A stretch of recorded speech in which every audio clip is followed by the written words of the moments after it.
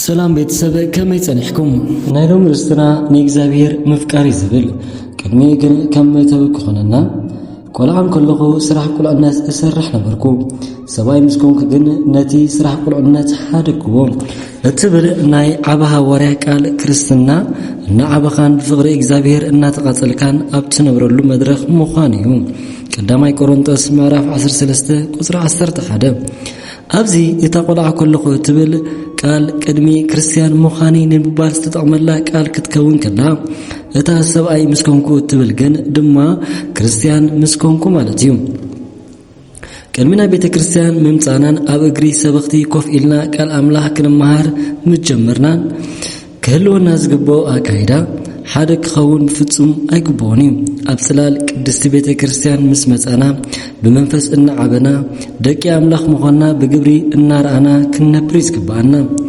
ኣብዛ ድሮ ንሚልዮናት ደቂ ኣዳም ኣብ ከርሳዊ ሒጣስ ንዓናውን ሃይላት ጽቤና ዘላ መሬት ተታሊልና ንግዚኡ ጥራሕ ዝሓስቦም ክኸውን ከም ዘይብልና ይዝግባአና።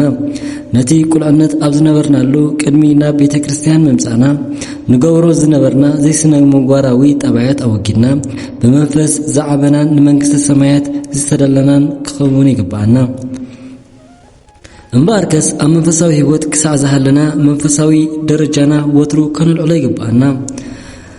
ፈጺምና ተስፋ ከይቆረጽና ዳኣ ናብቲ ሰማይ እትነብር ኣቦና ኢልኩም ፀውዑኒ ከም ዝበለና ኣምላኽና ብመንፈስ ክንዓቢ ካብ ዝወደቕናዮ ክንትስእ ሓይለ ሃበኒ እናበልና ንጸሊ መፈጸምታና መፈጸምታ ቅዱሳን ይግበረልና። ናብ ኣርእስትና ክንምለስ። ንእግዚአብሔር ኣምላኽካ ብኹሉ ልብኻን ብኹሉ ነፍስኻን ብኹሉ ሓይልኻን ኣፍቅሮ ዘዳግም ምዕራፍ 6 ቁጽሪ 4 መንፈሳዊ ጽንዓት ኣብ ፍቕሪ እግዚአብሔር ዝተመርኮሰ እዩ። ንኣምላኽካ ተፍቅሮ እንተኾንካ ኣብ መንፈሳዊ ጉዕዞኻ ክትጸንዕ ኢኻ። ዘይተፍቅሮ እንተኾንካ ግን ካብ ቃሉን ካብ ቤተ መቕደሱን ክትርሕቕ ኢኻ። ብዙሕ ግዜ መንፈሳዊ ዕቤት ስለምንታይና ዘይነርኢ ኢልና ንጭነቕ ኢና። ስለምንታይ መንፈሳዊ ዕቤት ዘይረኣኹ የግዳስ ስለምንታይ እናበልና ንሓንጎልና ኣክንዲ ምጭናቕ ነዛ ቀላል ሕቶ ብምልዓል ጭንቀትና ክንፍውስ ይግባአና። ኣነ ብልክዕ ንእግዚአብሔር የፍቅሮ ዶ? ኣነ ንእግዚአብሔር የፍቅሮ ዶ? ክብሪ ሓወይ ነዛ ሕቶ ሸይልካ ይትሕለፋ ኣስተውዕል። ጀሚርካዮ ዘለኻ ጉዕዞ ደጊም ሰናይ ገድሊ ተጋዲለ ጉዳይ ወዴ እስዋ ኣለኹ ብዝብል ናይ ስንብት ቃል ክዛዝም እንተኾይኑ ልብኻ ንእግዚአብሔር ከፍቅር ኣለዎ። ንእግዚአብሔር ዘይፍቅር ሰብ ግን ነቲ ጉዕዞ ይጅምሮ እሞ እንተኾነ ግን ኣይዛዝሙን እዩ። ብዛዕባ መንግስቲ ሰማይ እውን ብዙሕ ክፈልጥ ይኽእል እዩ። እንተኾነ ግን ወራሲያ ክኸውን ነብሱ ኣይፍቅደላን እዩ። ዓለም ኮንቱ ምዃና ክፈልጥ ይኽእል እዩ። እንተኾነ እውን ዓለም ተታሎ እያ። ነዘን ሰለስተ ነጥብታት እቶም ንእግዚአብሔር ዘይፍቅሩ ሰባት ዝረኣዩ ጸገማት እየን። ኣባኻኸ ንነፍስኻ መርምር። ሕጂ እውን ደጊምካ ነታሕቶ ኣልዕላ ንእግዚአብሔር ኣነ ብልክዕ የፍቅሮ ዶ?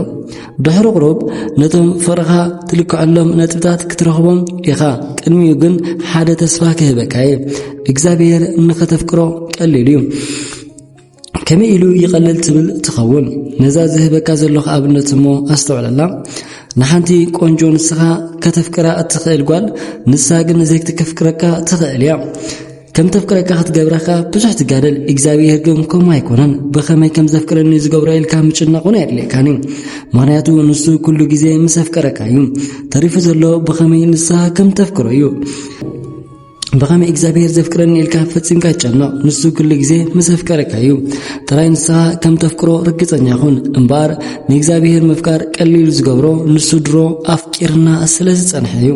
ደጊም ናፍተን ፍቕርኻ ትልክዓለን ነጥብታት ክበጽሕ ቀሪባ ኣለኹ። ቅድሚኡ ግን ሓደ ነገር ከዘኻኽረካ ድልየ ኣለኹ። ብፍቕሪ ዘይትጽዕሮ ሓጢኣት የለን። ወላ እኳ ስጋ ለበስ ምዃንካ ብሓጢኣት እንተወደቕካ ፍቕሪ ግን ብቕጽበት ከተልዕለካ እያ። ሓይሊ ፍቕሪ ከምቲ ብቃል ትዛረበላ ኣይኮነትን። ብግብሪ ክትገለጽ ከላ ሓይላ ዝፍለጥ እዩ።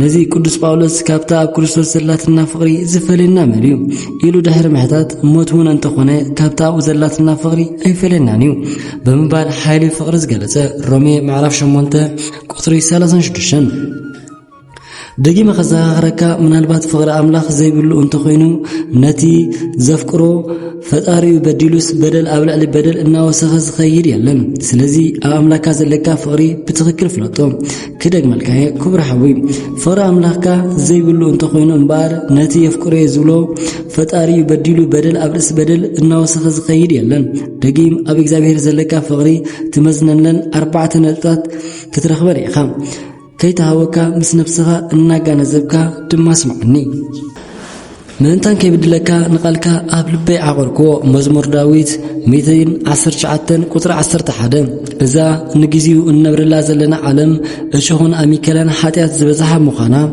نتزاز فتاريخا نغتحس كدفا فأكات خيليا نسخاقن نتي زفكركا أملاكا نغيت بدلو صنعو الثاني هالخا كمتي نيكزابير زحقوسو انتاي مخانو مرمورو استبهالة انتاي انتا قوركي زحقوسو النابلكا أستنتن إفسون معرف حموشة قطري 10